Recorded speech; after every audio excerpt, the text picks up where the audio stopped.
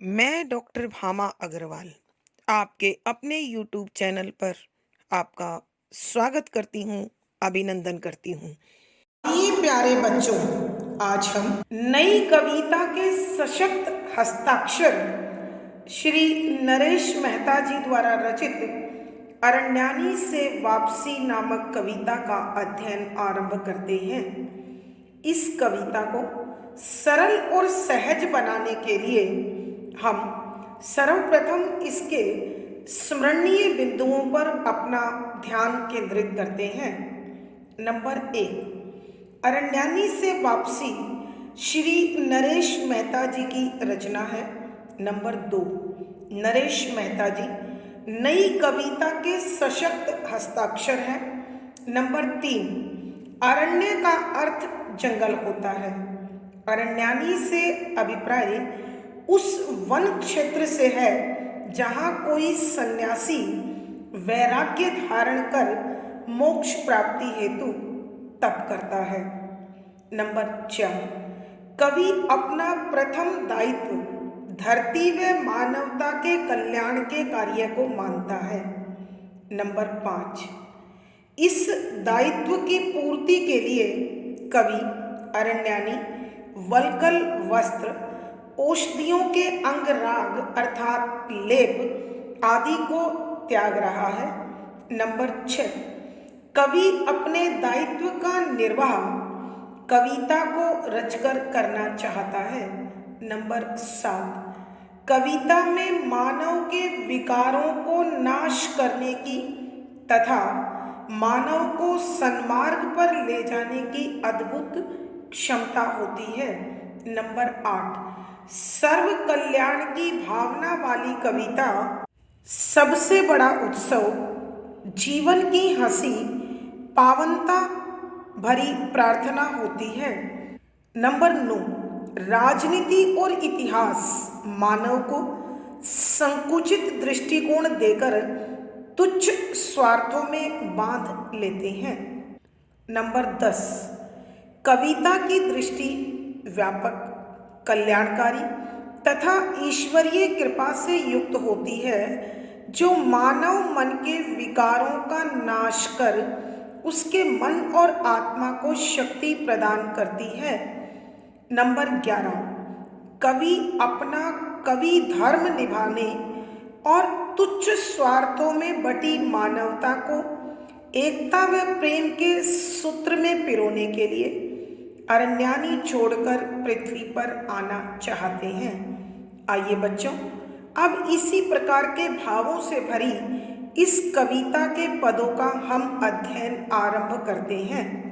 संख्या 11, चलो मेरी वैष्णवता, मेरी प्रार्थना, मेरी कविता, चलो इस पृथ्वी पर वनस्पतियां बनकर सृष्टि की भाषा बनकर चलो।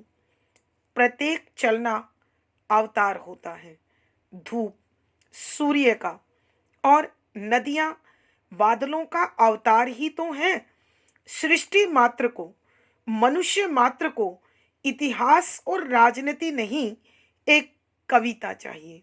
प्रसंग, प्रस्तुत पद हमारी हिंदी की पाठ्य पुस्तक समकालीन हिंदी कविता में संकलित नई कविता के सशक्त हस्ताक्षर श्री नरेश मेहता जी द्वारा रचित अरण्यानी से वापसी नामक कविता से लिया गया है। संदर्भ, यहाँ कवि नरेश मेहता जी अपने वन क्षेत्र को छोड़कर पृथ्वी पर लौटकर आना चाहते हैं, क्योंकि पृथ्वी पर दुखी मानवता, उजड़ती प्रकृति, घटती मानवता, टूटते विश्वास और आहत मन, इन सबको एक कविता की आवश्यकता है जो इस बिखराव को जोड़ सके, प्रेम के सूत्र में बांध सके, विश्वास की डोर को कायम कर सके। तो कवि अपने इस कवि धर्म को निभाने के लिए एक सद्भावना से, प्रेरणा से, प्रेम से भरी हुई कविता की रचना के लिए इस पृथ्वी पर लौट आना चाहते हैं। इसीलिए वो लिखते हैं कि व्याख्या, शब्दों के अर्थ साथ साथ, चलो मेरी वैष्णवता, चलो चल पड़ो, मेरी मेरे मन में रहने वाली वैष्णवता, पवित्र भावना जिसमें संपूर्ण जीव जगत के लिए प्रेम बसा हुआ है, उनके कल्याण की भावना छिपी हुई है। मेरी प्रार्थना कि हे मेरी प्रार्थनाओं, हे मेरे विनम्र भाव, हे मेरी सद्भावना, चलो पृथ्वी पर। मेरी कविता सद्भावना, प्रेरणा, प्रेम से भरी हुई कविता। अब पृथ्वी को तुम्हारी आवश्यकता है, चलो हम पृथ्वी की ओर चलते हैं।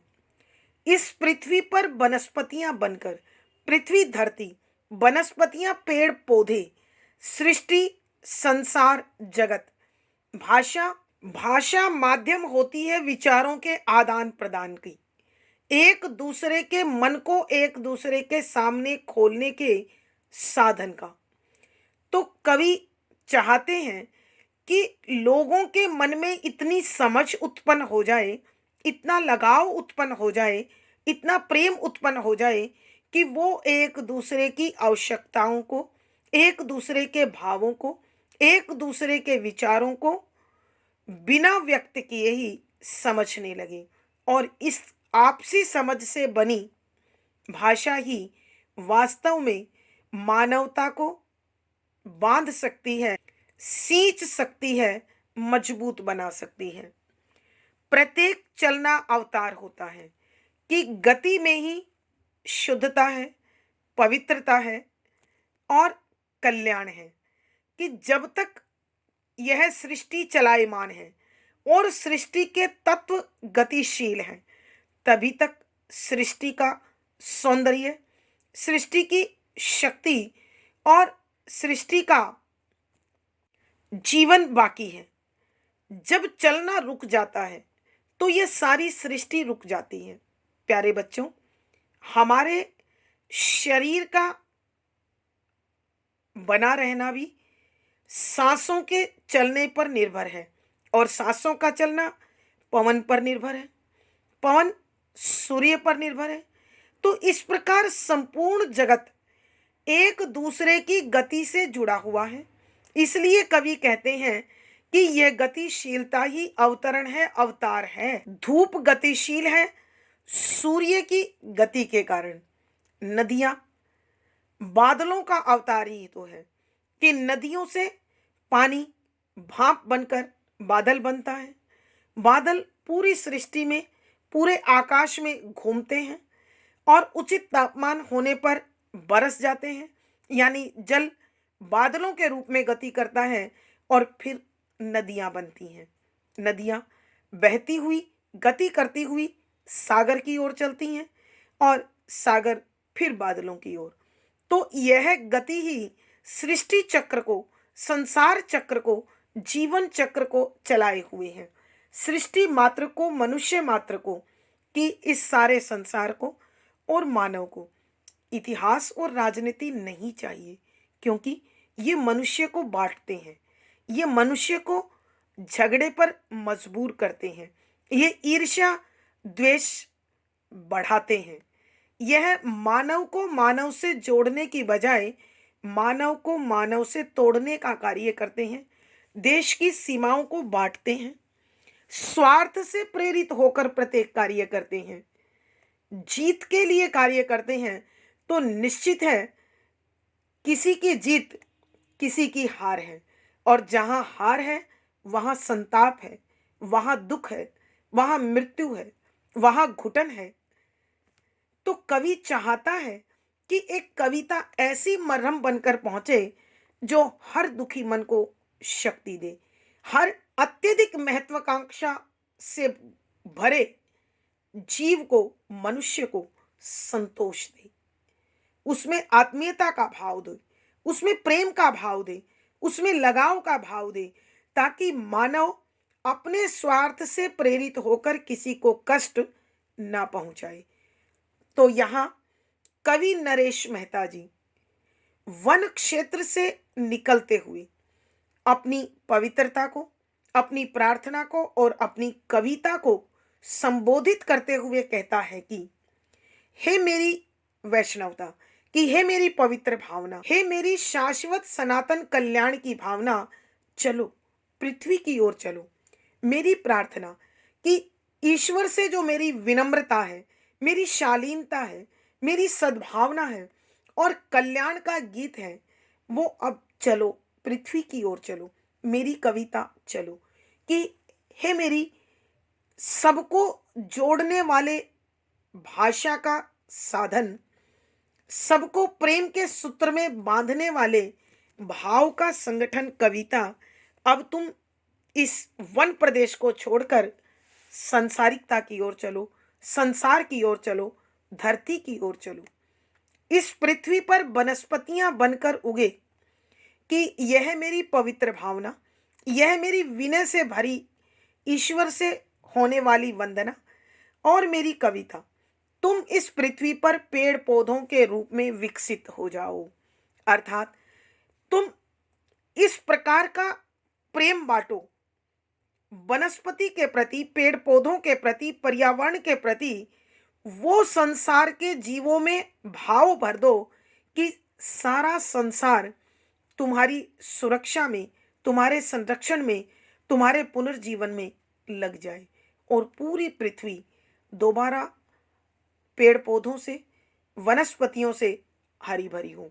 और जहां हरियाली है वहां खुशहाली है। सृष्टि की भाषा बनकर चलो कि तुम इस संसार की वो मोहक भाषा का रूप धारण कर लो कि सबके दिलों को एक दूसरे से जोड़ लो। किसी के भी मनोभाव सोए ना रहें, उदास ना हो, निराश ना हो, हिम्मत ना हारे। अर्थात कवि कहना चाहते हैं कि हे मेरी कविता, तुम संसार के लोगों में इस प्रकार लगाव, प्रेम और सद्भावना को जगा दो कि किसी को बिना कुछ कहे, बिना कुछ सुने, एक दूसरे के मन के भाव समझ में आए और सब एक दूसरे के कल्याण के लिए, सहयोग के लिए, अपनेपन के लिए उठ खड़े हों, साथी बन जाएं, सहयोगी बन जाएं। प्रत्येक चलना अवतार होता है कि हे मेरी पवित्र भावना, हे मेरी ईश्वर से होने वाली विनय पूर्ण वंदना, हे मेरी कविता, तुम धरती की ओर चलो। और चलना किसी अवतार से कम नहीं होता। जहां जहां गति है वहां वहां जीवन है, खुशहाली है, आनंद है, प्रेम है। प्यारे बच्चों, यहां संसार में जब तक चल रहे हैं तभी तक जीवन है। यह एक पंक्ति प्रत्येक चलना अवतार होता है, पलवन के लिए भी दी जा सकती है। तो प्यारे बच्चों, इस चलने के भाव को समझो। चलना यानी गतिशील होना, कि सृष्टि में जब तक गतिशीलता है तब तक ये संपूर्ण सृष्टि कल्याण का स्थान है, सुख का साधन है, मन की शक्ति है, विश्वास का संचार है, आस्था का जन्म है। अब कवि प्रमाण देते हुए कहते हैं धूप सूर्य का, कि सुबह से लेकर शाम तक धूप अपने भिन्न आकारों के साथ, भिन्न आकृति के साथ कहीं घटती और कहीं बढ़ती दिखाई देती है। उगते सूरज के साथ धूप कहीं और होती है और छिपते सूरज के साथ कहीं और। यह धूप की गति सूर्य की गति पर निर्भर करती है। अर्थात कवि के कहने का भाव यह है कि धूप से हमारा सीधा संपर्क है और वो सीधा संपर्क सूर्य के कारण है। और नदियां बादलों का अवतार ही तो हैं, कि ये दिन रात बहती हुई नदियां जो हमें दिखाई देती हैं वो बादलों के कारण है, क्योंकि नदियों में रहने वाला जल सागर की ओर पहुंचता है, सागर का जल भाप बनकर बादल की ओर पहुंचता है और बादल सारे आकाश में घूमते हुए अपनी बूंदों के रूप में वापस पृथ्वी पर नदियों के रूप में बहने लगते हैं। अर्थात यह जल चक्र, यह जीवन चक्र, यह सृष्टि चक्र, यह जैव चक्र सब चलने पर निर्भर करता है।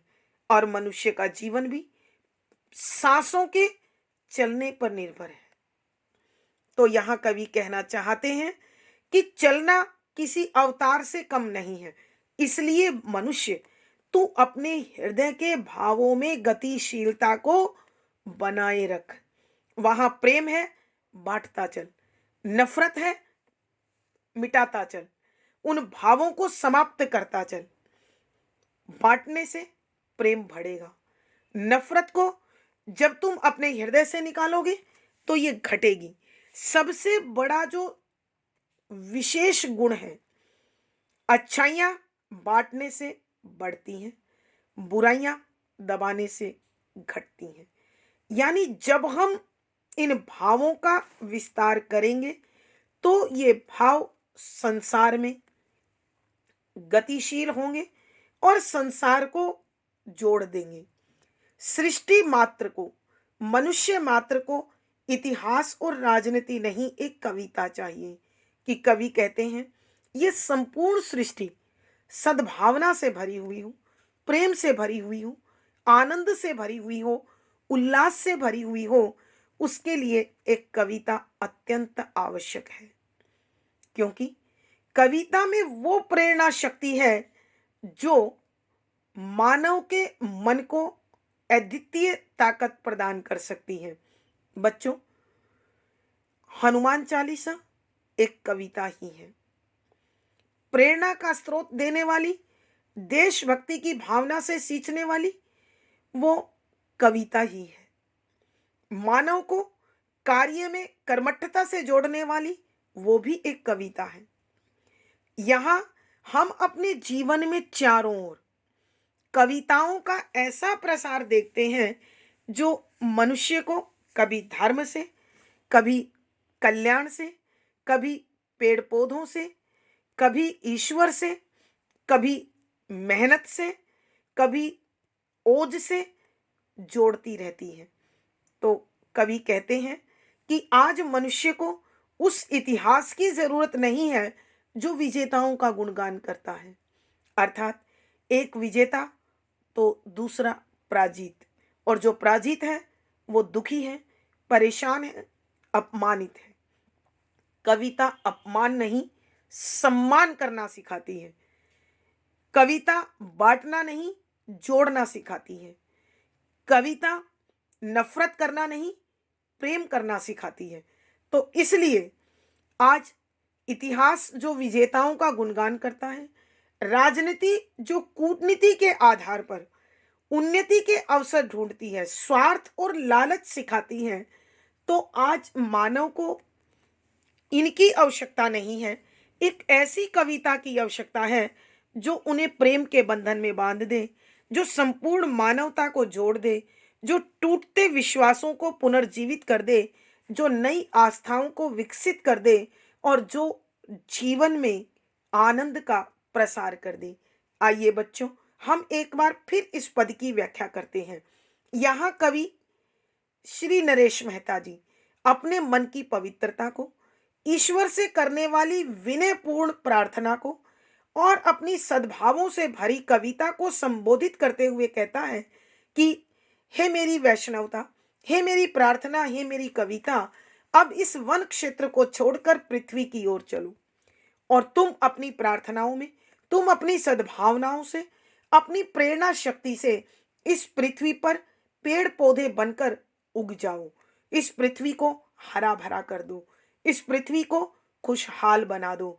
सृष्टि की भाषा बनकर चलो कि सृष्टि के प्रत्येक कण में वो शक्ति उत्पन्न कर दो, वो भावना उत्पन्न कर दो कि सब एक दूसरे से इस प्रकार जुड़ जाएं, इस प्रकार उनका एक दूसरे से संबंध हो कि बिना कुछ कहे सुने सब एक दूसरे के भावों को समझने लगे, विचारों को पहचानने लगे, आवश्यकताओं को जानने लगे और फिर आवश्यकता के अनुरूप एक दूसरे के सहयोगी बनना सीख जाएं। प्रत्येक चलना अवतार होता है कि जहां जहां चाल है, गति है, वहां वहां जीवन है, खुशहाली है, आनंद है और नए विश्वासों का निर्माण है। कवि उदाहरण देते हुए कहते हैं, कि जिस धूप से हमारा संपर्क है, हम देखते हैं वो धूप चलते हुए सूर्य के कारण ही गतिशील है। और ये नदियां जो कलकल का स्वर करते हुए बहती हैं, जिनके किनारों पर महान सभ्यता और संस्कृतियों ने विकास पाया है, जहां मानव संस्कृति अलंकृत हुई है, सुसंस्कृत हुई है, सम्मानित हुई है, वंदनीय हुई है, पूजनीय हुई है, ये नदियां वास्तव में बादलों का अवतार है। अर्थात कवि के कहने का भाव यह है कि यह संपूर्ण सृष्टि गतिशील है और एक की गति दूसरे से इस प्रकार जुड़ी हुई है कि उसे अलग नहीं किया जा सकता। यह संसार चक्र, यह जीव चक्र, यह जीवन चक्र, यह जल चक्र, यह वायु चक्र और यह वनस्पति चक्र जो हमारे इर्द गिर्द हमें दिखाई देता है, जो पर्यावरण है, वो सब इस गतिशीलता का ही प्रमाण है। तो इसलिए कवि कहते हैं कि हे मानव, हे सृष्टि, हे भाव, हे भावना, तुम हमेशा गतिशील रहो। सृष्टि मात्र को, मनुष्य मात्र को इतिहास और राजनीति नहीं, एक कविता चाहिए। कि कवि कहते हैं आज इस संपूर्ण मानवता को, इस समूचे संसार को और एक अकेले मानव को इतिहास और राजनीति नहीं चाहिए, क्योंकि इतिहास विजेताओं का गुणगान करता है और जहां किसी की जीत है वहां दूसरे की हार है, और जहां हार है वहां दुख है, संताप है, अपमान है। और कविता अपमान करना नहीं, सम्मान करना सिखाती है, कमजोर का सहारा बनना सिखाती है, मानव के मन को संतोष प्रदान करती है, उत्साह प्रदान करती है। राजनीति तुच्छ स्वार्थों के साथ, लालच के साथ मनुष्य को अवसरवादी बनाती है, जबकि कविता दूसरों को अवसर देना सिखाती है, एक दूसरे के विकास के लिए सहयोगी बनना सिखाती है, एक दूसरे को आमूल चूल परिवर्तन करना सिखाती है, त्याग सिखाती है, सहयोग सिखाती है, प्यार सिखाती है, उदारता सिखाती है, सजीवता सिखाती है और सिखाती है आपस में जुड़ना। और जहाँ जोड़ है वहाँ गति है, और जहाँ गति है वहाँ जीवन है। भावार्थ, कवि के कहने का भाव यह है, एक सच्ची कविता मानव मात्र को नवजीवन से भर सकती है। विशेष यहाँ कवि ने एक कविता के माध्यम से सृष्टि के प्रत्येक तत्व को महत्व देने की कोशिश की है। यहाँ कवि की विज्ञान, भौतिकवाद, इतिहास और राजनीति में अरुचि दिखाई देती है। शुद्ध साहित्यिक खड़ी बोली में रचा गया पद है, शांत रस प्रसाद गुण है, लक्षणा शब्द शक्ति है, मुक्तक छंद गे शैली और संगीतात्मकता समाई हुई है। संपूर्ण पद में संबोधन, अनुप्रास, मानवीकरण, उल्लेख, उदाहरण आदि अलंकारों का सुंदर सटीक प्रयोग हुआ है। पद संख्या 12 व्यक्तियों, घरों, दीवारों और भाषाओं, सबसे कहना पड़ेगा कि तार फेंको ये आग्रहों की वर्दियां, पोस्टरों के वस्त्र, ये मनुष्यता के अपमान है। भाषा को दोगला बना देने वाले ये भाषण, भाषा को गाली बना देने वाले ये नारे, अपने स्वत्व और देह पर से नोच डालो जो कि गूदनों की तरह तुम्हारे शरीर पर गोद दिए गए हैं। प्रसंग पूर्ववत संदर्भ, यहां कवि अपनी कविता को संबोधित करते हुए कहते हैं कि हे कविता, तुझे मानव समाज में जो भी ऐसे भाव दिखाई देते हैं जो उन्हें अलग करते हैं, अलगाववाद की ओर प्रेरित करते हैं, तुझे वो सब समाप्त करनी है। और कवि इस प्रकार की कविता की रचना के लिए वन प्रदेश की तपस्या को छोड़कर इस पृथ्वी पर आना चाहता है, ताकि इस पृथ्वी पर आनंद का, सुख का, उल्लास का, उमंग का, प्रेरणा का प्रसार कर सके। इसी प्रकार के भावों से भरकर कवि लिखते हैं कि व्याख्या, शब्दों के अर्थ आवश्यकता के अनुसार व्यक्तियों, मानवों, घरों, चार दीवारियों अर्थात संकीर्णता, दीवारों, बांटने के साधन, भाषाओं की वो भाषा जो मनुष्य को अलग कर रही है, सबसे कहना पड़ेगा। ये जो तत्व हैं, ये जो चार नाम कवि ने लिए हैं, वो हैं अलग अलग करने के साधन, कि मानव जाति के बीच विभाजक बनकर खड़े होने वाले साधन। सर्वप्रथम व्यक्ति, व्यक्ति किस प्रकार एक दूसरे को अलग करता है? अपने दूषित विचारों के प्रसार करके। घर, चार दीवारियों से घिरा होकर संसार से मनुष्य को अलग कर देता है। दीवारें, दीवारों से अभिप्राय है एक दूसरे के बीच खड़ी होकर उनको अलग अलग कर देना। भाषा, वो भाषा जो स्वार्थ और लालच से भरी हुई है। तो यहाँ कवि कहते हैं कि हे मेरी कविता, तुझे उन मानवों से जो स्वार्थ से भरे हुए हैं, लालच से भरे हुए हैं, ईर्ष्या और नफरत से भरे हुए हैं, उन घरों से कहना होगा जो घर संसार से अपने आप को और संसार को खुद से अलग कर रहे हैं। उन दीवारों से कहना होगा जो हमेशा बांटने का काम करते हैं। और उस भाषा से कहना होगा जो दोहरे अर्थ रखती है, जिसकी कथनी और करनी में अंतर है, जो बोलती कुछ है और भाव कुछ और रखती है।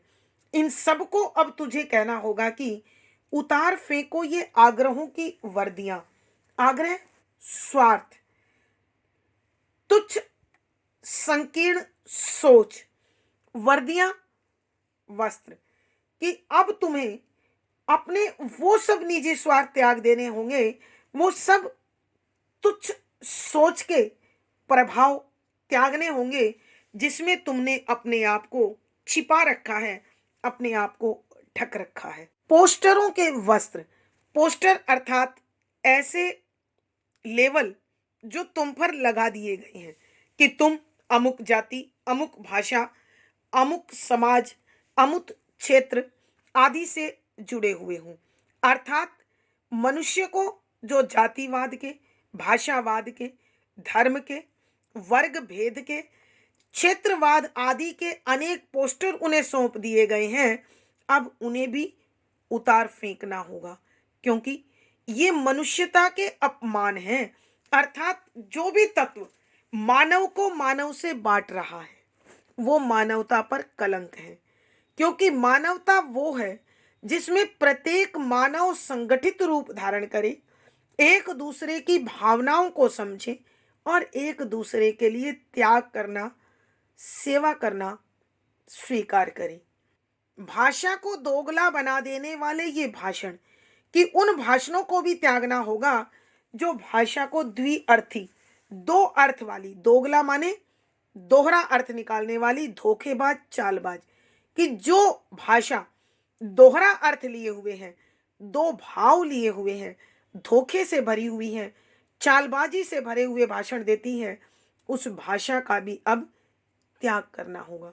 भाषा को गाली बना देने वाले ये नारे, कि वो नारे भी त्यागने होंगे, वो घोषणाएं भी त्यागनी होंगे, जो वो घोषणाएं भी त्यागनी होंगी जो भाषा को गाली का स्वरूप बना रही हैं, अर्थात जो मनुष्य को अपमानित कर रही हैं।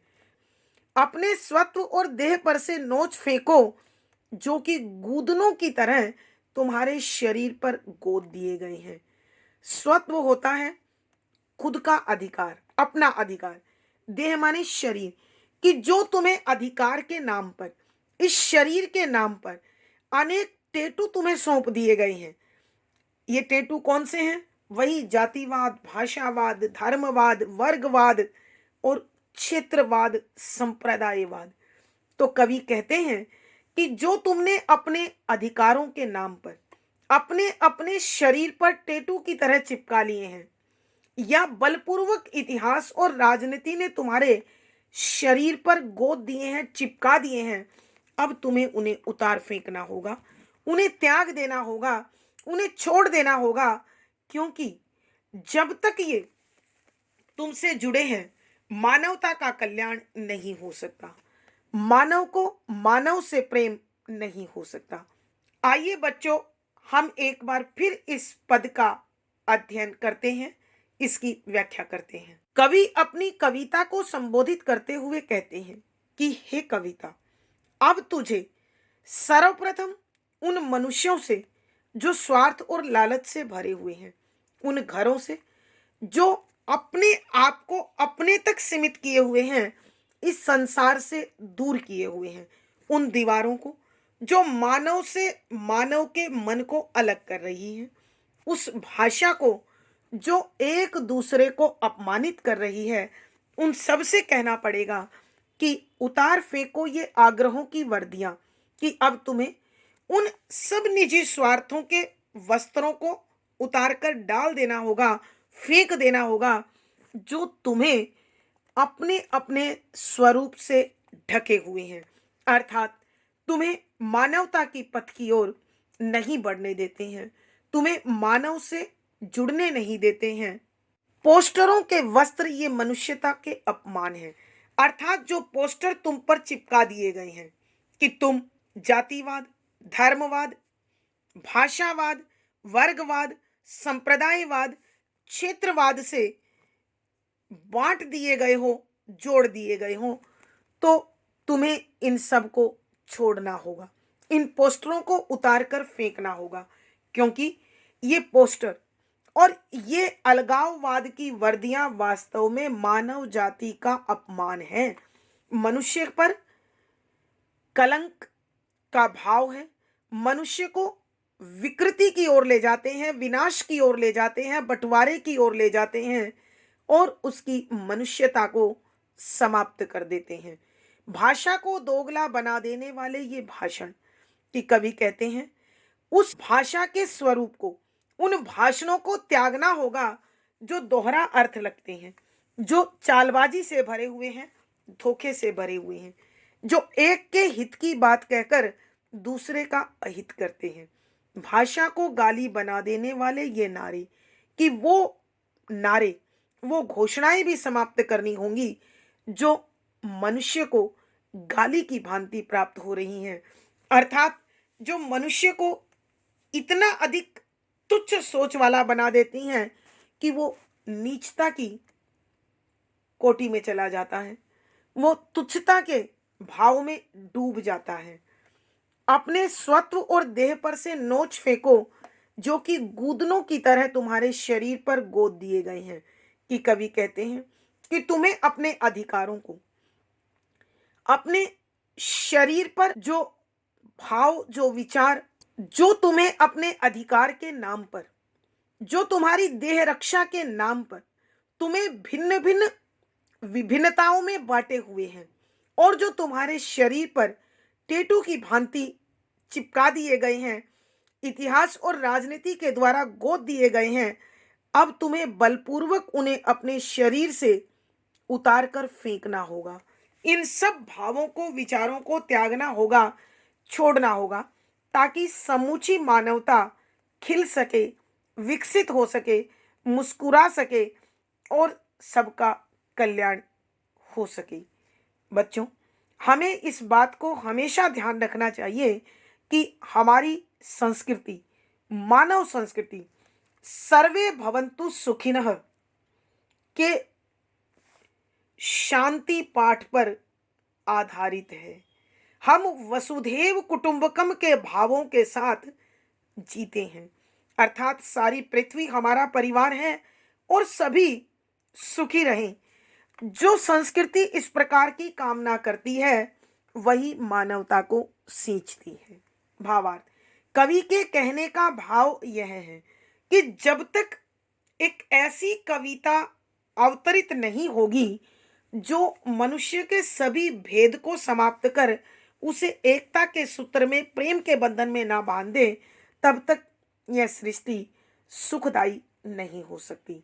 तो सृष्टि के सुख के लिए, कल्याण के लिए एक सद्भावी, समभावी, प्रेम भावी कविता की आवश्यकता है जो कवि पृथ्वी पर आकर रचने वाले हैं।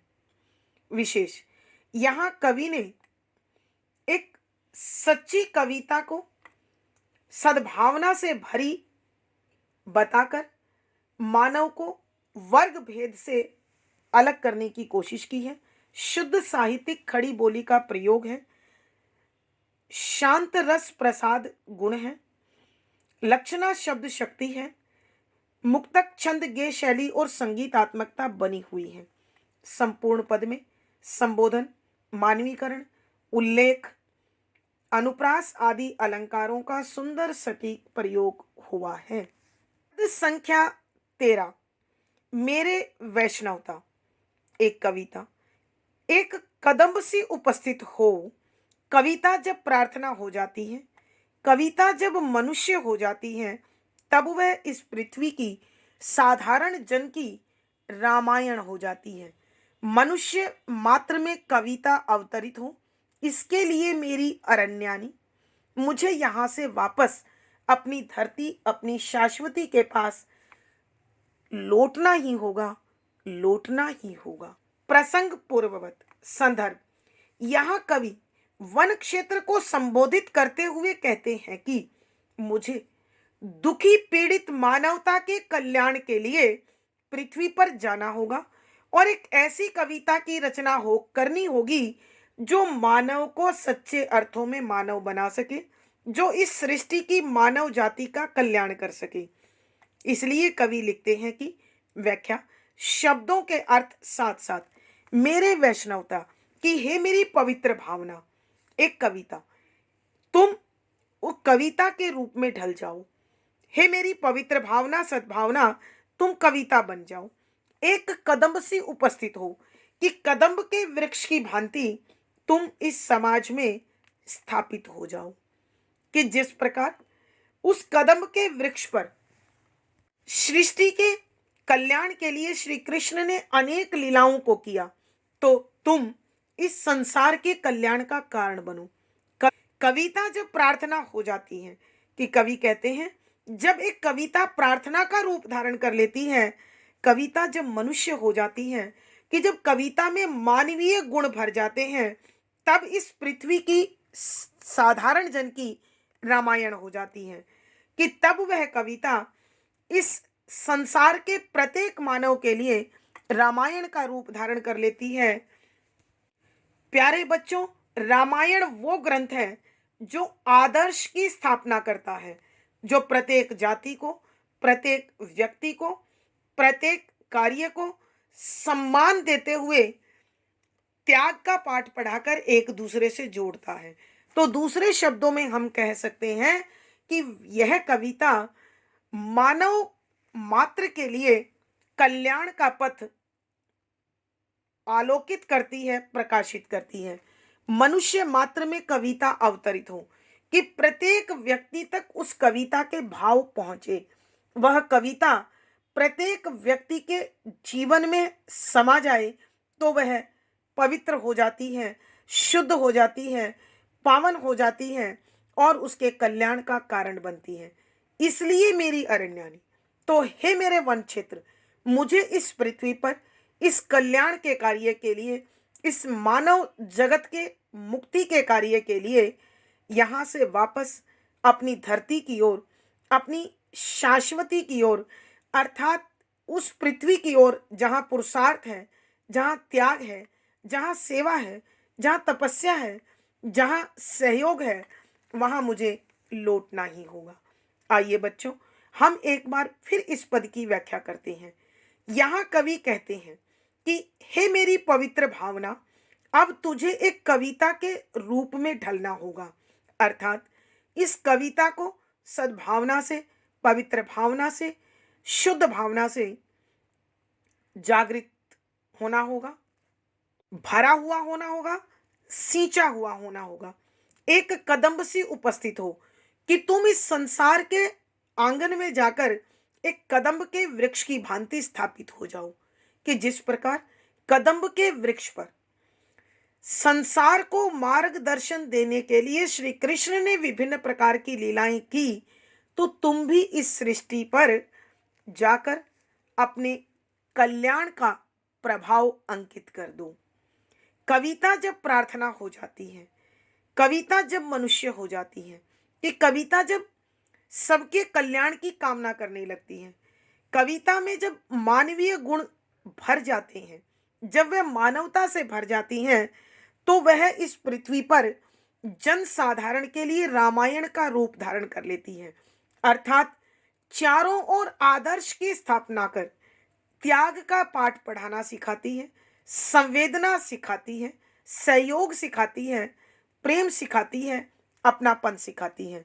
और ऐसी कविता मानव के मन में अवतरित हो जाए, प्रत्येक मानव के मन में बस जाए, तो वो मानव मानव ना होकर राम बन जाएगा और इस सृष्टि को, इस जीवन को नई शक्ति से भर देगा। तो हे मेरे वन क्षेत्र, मुझे अब वापस पृथ्वी पर जाना होगा, अपने इस कल्याणकारी भाव के संचार के लिए, अपने पवित्र भावों से पृथ्वी को सींचने के लिए, मानवीय मूल्यों की पुनर्स्थापना के लिए और मानव को मानव से जोड़ने के लिए। तो हे वन क्षेत्र, अब मैं तुम्हें हे वन क्षेत्र, अब मैं तुम्हें त्याग कर इस पृथ्वी पर अपने मानव धर्म, कवि कर्म निभाने के लिए, पूर्ण करने के लिए और उस अधूरे कार्य को संपन्न करने के लिए, समाप्त करने के लिए इस पृथ्वी की ओर लौट रहा हूं और मुझे लौटना ही होगा।